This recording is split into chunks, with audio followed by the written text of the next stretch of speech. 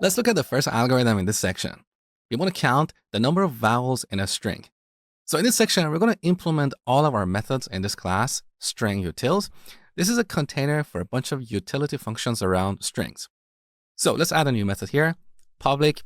I'm going to make this static so we don't have to create an instance of this class.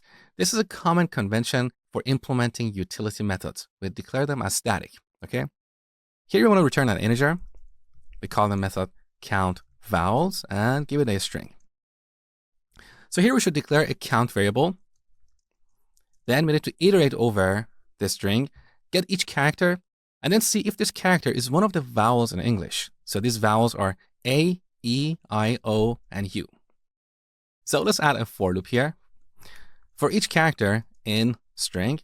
Now, you know that in Java, we cannot use a for each loop on a string. We have to convert it to a character array. So here we call toChar array.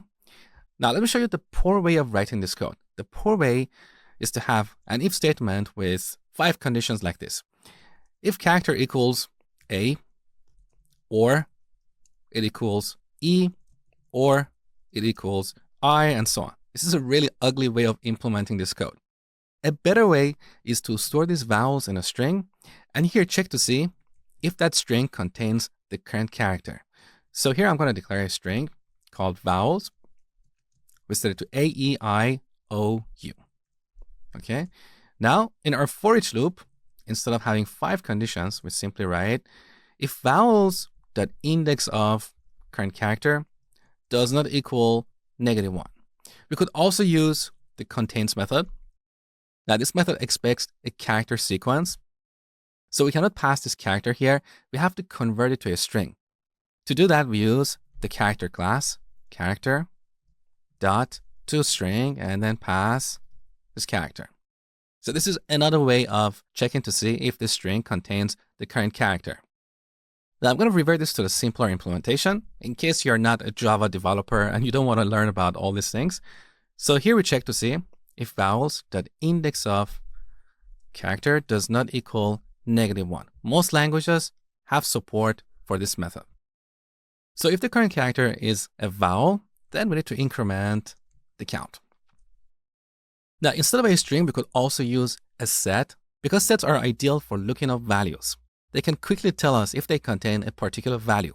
So if you're dealing with a really large string, it is better to use a set rather than a string because if you want to look up a value in this string, we have to iterate over every character and check to see if this character is what we're looking for.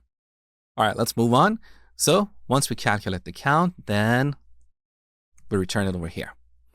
Now let's test our implementation. So back in the main class, I'm going to call string utils.count vowels. Let's say hello world. How many vowels do we have here? We have 1 E, we have 1 O, and another O. So 3. Let's store the result in this variable count and then print it on the console. So we get 3.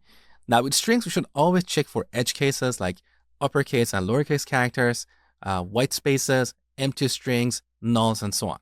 So what if we make this O capital? Let's see what we get. We get 2. So our algorithm is not working properly.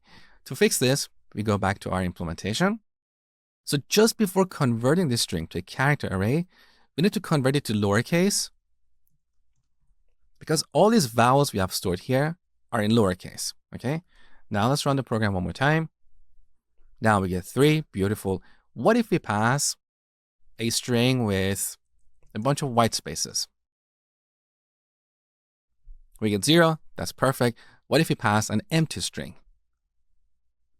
No problem. What if we pass null here? We get a null pointer exception, so we need to fix this. Back to our string utils class.